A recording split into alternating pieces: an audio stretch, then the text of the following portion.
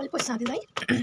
ছাদে গিয়ে আমাদের এখানে সাজনা গাছ আছে, এখান থেকে দুটো সাজনা কেটে নিয়ে এসে রান্না করবো।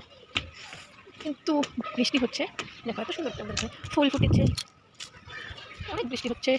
বৃষ্টি এখানে আমাদের হলদি শুকা দিয়েছে, এই দেখো আমাদের সাজনা গাছ। কিন্তু পারতে কি পারবো?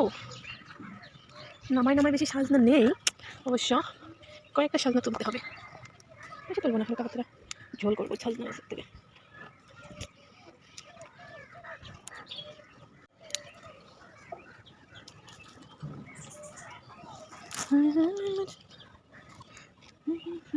আমার শখ, আমি নিজের হাতে সাজনা তুলবো, সে শখটা পূরণ করছি আজকে।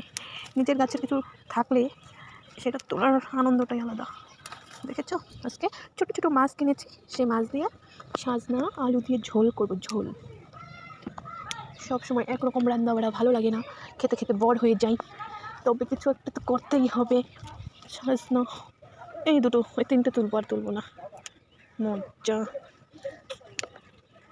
আমার শাশুড়ি মায়ে তুলে, তবে আজকে আমি তুললাম।